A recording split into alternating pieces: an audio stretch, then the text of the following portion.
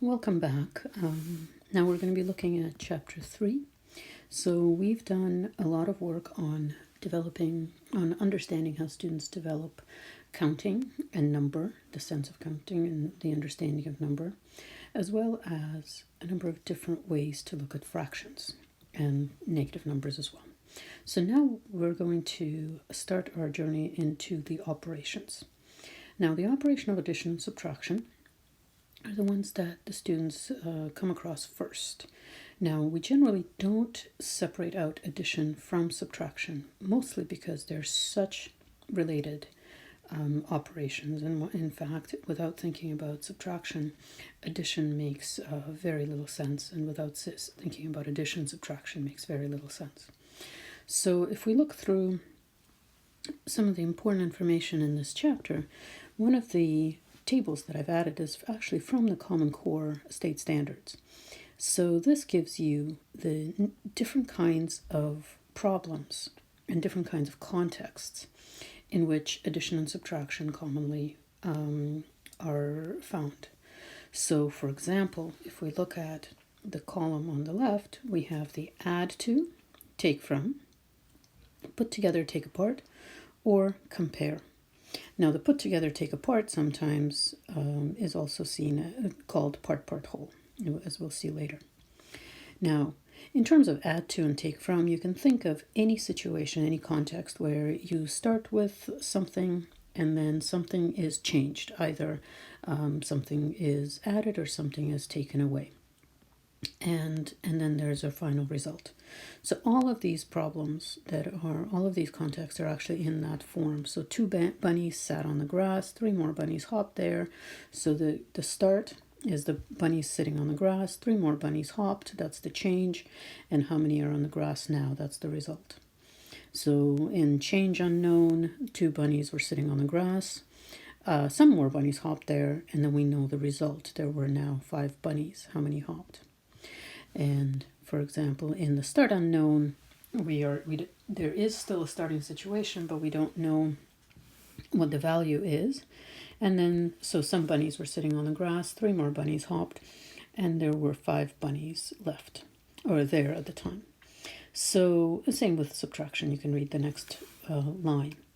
So what's important in this is 2 things. One is that we must be able to make sense of the problem so that we can visualize what is actually happening. Is it something that's being added? Is it something that's being taken away? Or is it a comparison situation? Notice that we are not looking for key terms. Key terms, things like and means addition, they only work when the problems that they're solving are written for them to work. So in other words, if I write a bunch of problems where the key terms match up really great with the operations, then you'll be able to use key terms. But if I just give you a random set of problems, then key terms will be completely useless. So we cannot let students rely on key terms as their only way to solve the problems. So all of the key lists of key terms in textbooks or posters or anything on the walls should be thrown away as soon as we walk into the classroom. They're just not the kind of way that we make sense of problems in mathematics. There's more to it. So, for example, if we're looking at a particular situation, we might be able to visualize, we might draw it, we might model it, we might act it out. But looking for key terms is not one of those strategies. But we really do want to model it visually somehow. And whether that's with a strip diagram or some kind of another diagram or just a picture, that's absolutely fine. Whatever you need or whatever the student needs to make sense of the problem. And 3 would be to model it mathematically. with a number sentence. Our goal here is really for students to be able to understand a situation or a scenario in real life or in a problem, and understand and recognize that it is a situation where addition and subtraction are involved, rather than multiplication and division or exponents or anything like that, so that they understand what kinds of things in the real world are actually modeled by addition and subtraction. So let's take a look here through the problems, and then also I will include a picture for each one of the problems. I'll include a picture using the strip diagram where the problem can be modeled visually, how the problem can be modeled visually. So we have an add to situation with the result unknown. So generally strip diagrams, we haven't talked too much about that, are drawn with two strips, one on top of the other. And one of the strips actually is cut into two components. So what we see is we can say that two bunnies sat on the grass. There was some kind of a start. And then some bunnies hopped, more additional bunnies hopped there. That's a change. And then all of that together is the result. So this is the kind of strip diagram that can help in making sense of problems like that. So for example, if we were to draw this particular question and actually use numbers for it, we have two bunnies were sitting on a grass. So we started with two bunnies, and then three more bunnies hopped in, and we want to know how many bunnies that is. And the number sentence from that will be 2 plus 3 equals question mark. Similarly, if we use the same kind of strip diagram for take from, we still have our start is actually the larger part, because we're going to take from, and change is going to be one of those smaller components. We're going to start with a larger group, we're going to take away something, that's going to be our change, and the result is going to be our unknown for the first column, but the other component of the large strip. So for example, 5 apples were on the table. There were 5 apples on the table, that was all. I ate 2 apples. I ate 2 of them. I want to know how much is left. So 5 minus 2 equals question mark. So you can see how students can use the strip diagrams to make sense of the problems that they're given. So let's see what happens here. So 2 bunnies were sitting on the grass. Some more bunnies hopped there. So 2 bunnies were sitting on the grass. Some more hopped there. The change is unknown. There were 5 bunnies altogether. 2 plus what equals 5? So we have a missing addend. Or if we have a situation, some bunnies were sitting on the grass. 3 more bunnies hopped there. Some bunnies were sitting. 3 more bunnies hopped there. And there were 5 bunnies total. So what plus 3 equals 5? All right. We can do a similar thing here for the take away or take from. So 5 apples were on the table. I ate some. Then there were 3 apples. So I ate some, and then there were 3 apples. Now that question mark can be either on the left or the right. It doesn't matter, as long as it makes sense that 3 plus whatever something I ate, it gives me 5, or 5 minus 3 is the question mark, or 5 minus the question mark equals 3.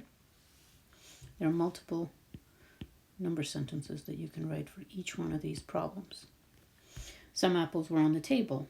I ate 2 apples. I don't know how many there were, but I ate 2 of them.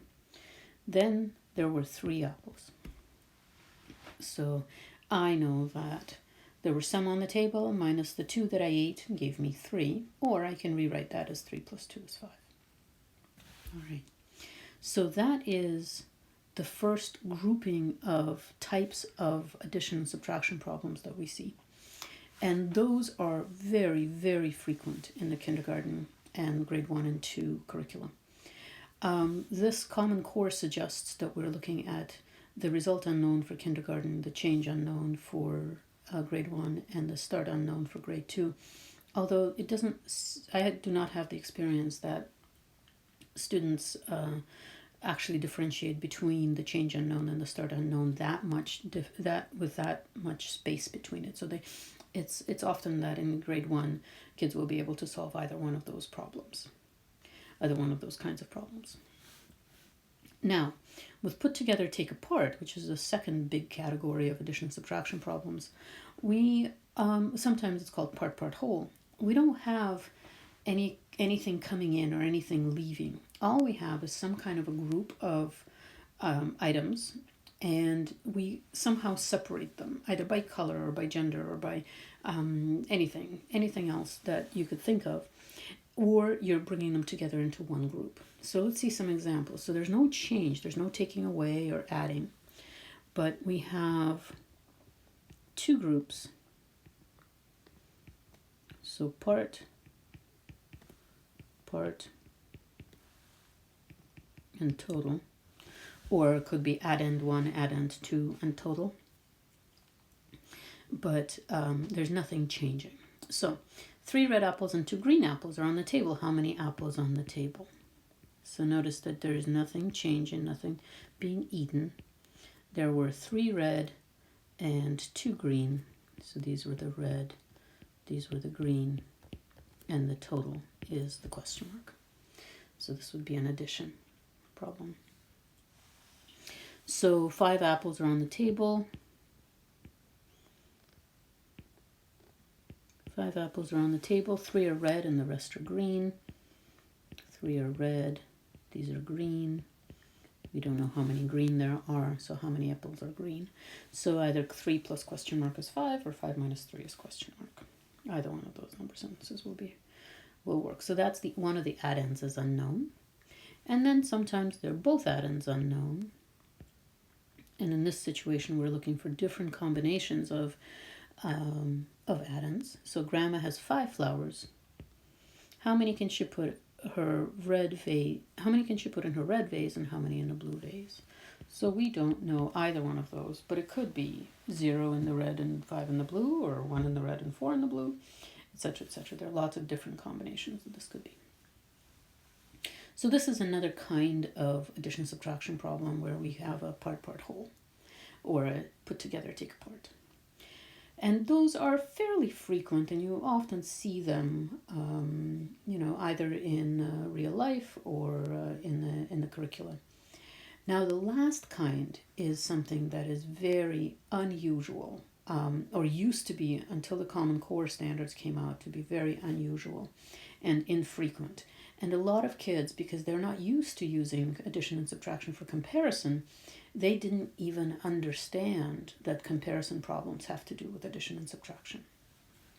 So in comparison, what we have is we have 2 things, 2 items that we're comparing.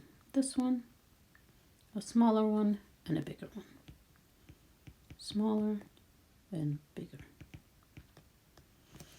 And so this is what we've got between the 2 items. And this is our difference. So in any situation, a difference could be unknown. So we're comparing the smaller to the bigger, and we don't know the difference. Or the bigger is unknown, or the smaller is unknown. Any one of those 3 things could be unknown. So let's see how we could draw these diagrams. Lucy has 2 apples. Julie has 5 apples. How many more apples does Julie have than Lucy? So we're comparing Lucy to Julie, and Lucy has 2 apples, and Julie has 5 apples. And we're looking for what the difference is. How many more apples does Julie have than Lucy? All right. Now this word, so this problem is comparing, finding the difference. Now this situation is very similar. Lucy has 2 apples, Julie has 5 apples. How many fewer apples does Lucy have than Julie? If we have Lucy and Julie, Lucy has 2, Julie has 5. We're still looking for this, for the difference, but what is different about this problem from the previous problem? And you'll notice that every time you have a comparison, you can either ask it with a more question or the fewer question. So there's always a more version of a problem and a fewer version of a problem. So it really depends on the perspective that you're working with. So let's try these two. Julie has 3 more apples than Lucy. So Lucy and Julie has more. And we are told that she's got 3 more. Lucy has 2 apples. How many apples does Julie have? So we don't know the bigger. Lucy has 2 apples and Julie has 3 more than that. Now the other version of this. So Lucy and Julie. Lucy has 3 fewer apples than Julie. Lucy has 2 apples. How many does Julie have? Notice the question is exactly the same and the strip model is exactly the same. But we have more and we have fewer. So we've just changed perspective to write it as a more question or a fewer question. And then finally, we might have the smaller that's unknown. So Julie has 3 more apples than Lucy. Julie has 5 apples. How many does Lucy have? So we have Julie has 3 more apples. So Julie has more, and she's got 3 more apples. Julie has 5 apples. How many does Lucy have? So we don't know the smaller. And we can write the number sentence in a number of different ways. Or Lucy has 3 fewer apples than Julie. So Lucy and Julie, 3 fewer apples. Julie has 5. How many apples does Lucy have? So there you go, 2 ways of writing the statement, the problem statement. One of them has to do with more and one of them has to do with fewer. So these problems, these contexts around compare are actually much more difficult for kids, not because they're actually intrinsically more difficult, but because kids aren't used to having that context put in front of them. So they have a tough time saying, oh, well, this is an addition or subtraction problem, the way that they would with the add to and take from, put together and take apart. So here I've also included a page where you get a couple of other examples of those kinds of problems. And you notice here, as I mentioned, some people call this part whole. Now what I'd like you to do is pause and try to draw a strip diagram for each one of these problems and see what whether they're helpful as well